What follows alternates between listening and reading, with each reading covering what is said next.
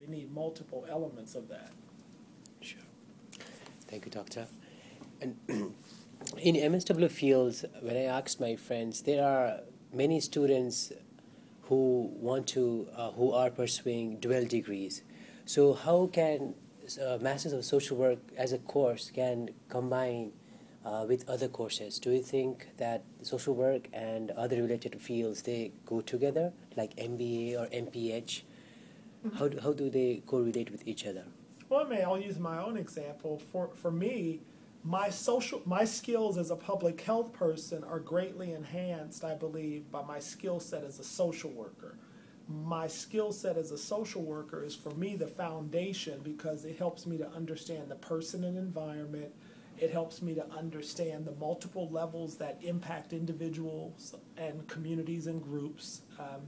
And having that lens, then when I bring the public health resources or the public health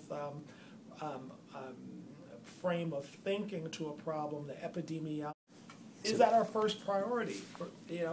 I don't know that that's always true. I think sometimes one value that I guess is important as a professional social worker is the value of critical thinking. That would be most important. That one be able to discern when patience is necessary and when social action is necessary. So while you say that we should be bringing this patience lens to the table, how long should we be patient? We should be patient long enough to the point that we let things happen, but at some point we may need to engage in civil disobedience, or we may need to, had there not been a civil rights movement, we'd have sat patiently waiting on the unraveling of the legacy of slavery and Jim Crow. So how patient do you sit? So the mindful social worker should bring a critical thinking, should bring a level of discernment to be able to listen to his or her own inner voice, but also to be critical of his or her own inner voice. I think these are core but often hard and non-tangible kinds of what you said were core values. They go above and beyond what's in our code of ethics, which lays out what the professional values are. You've read it in almost every class you've been in. You see the code of ethics. But there are things just about the human entity, being willing to be compassionate, but don't let your compassion blind you to the possibilities that things are not always benign. I think that goes to discernment. You have to have some level of discernment in what you do. So critical thinking and discernment certainly are human values that you should bring to the table. Passion and compassion, yes, that's really good to have at the table, but again, it has to be discerned against, am I passionate and turn my eye and say, I don't want to interfere with that mom who's beating up on her child because that's her child. At some point, I may just have to intervene and say, that's absolutely wrong. So you have to speak when you must speak. You must speak when you have to speak, right? And that's part of the discernment. When do you know? It's not black and white, because when one person speaks, somebody else may say that's not the right time to speak. You have to be able to bring all of your research, and this is why the critical thinking is so important. This is why I think a third piece is, critical self-examination should be a third piece of this, because who you are in this process should be part of what you bring to the table. So I have to understand what are the things that drive me? What are the things that cause me concern? What are the things that are important in my life? Those have to be understood for me. Once I understand those for me, I can now more healthily engage in discussions with you, because if I were the victim of childhood sexual abuse and now I'm talking to a parent who's been accused of childhood sexual abuse and I'm not able to hear the parent because of my own unresolved issues, am I really doing that parent justice? Because maybe they're not that we're excused into childhood sexual abuse, but you need to be able to understand where your bias is and where you fit in, your critical thinking, your critical self-assessment.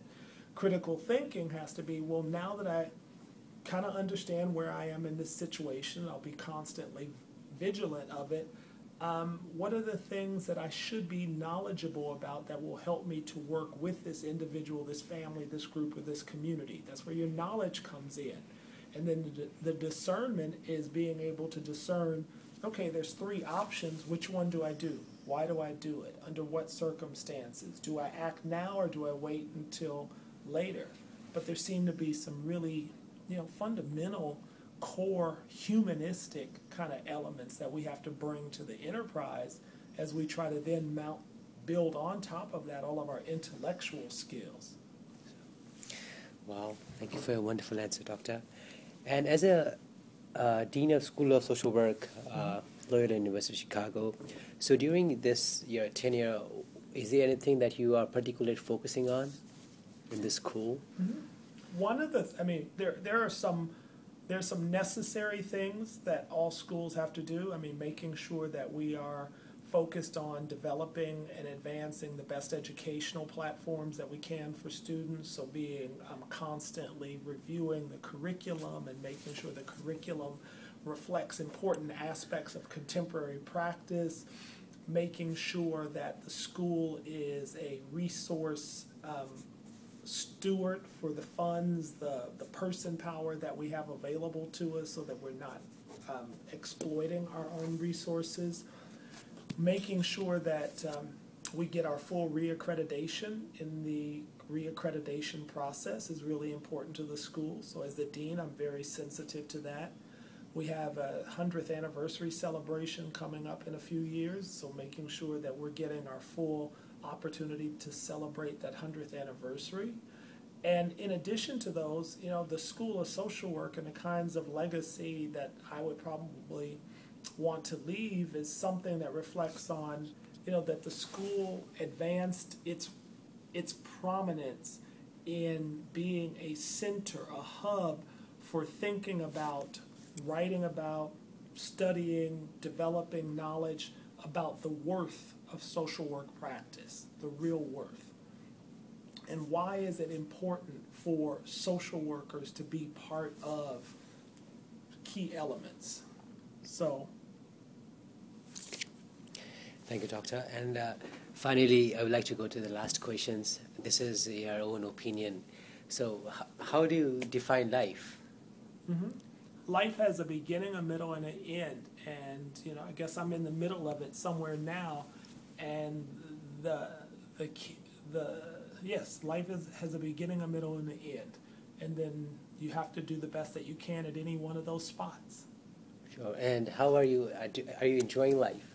Oh, absolutely enjoy life. I try to wake up and strive to do the best with what I have available and to ask for spiritual, emotional, and physical guidance each and every day, and not to do harm to others, not to beat you up or cause any inappropriate use of folks, and to be forgiven for the things that I don't do well, and to be given resources to advance the things that I'd like to do better. Sure. Thank you so much, Doctor, for your insights and for your reflections. It has been my honor to interview you as my dean. Thank you, Dr. Wheeler. Thank you. You're more than welcome. Thank you.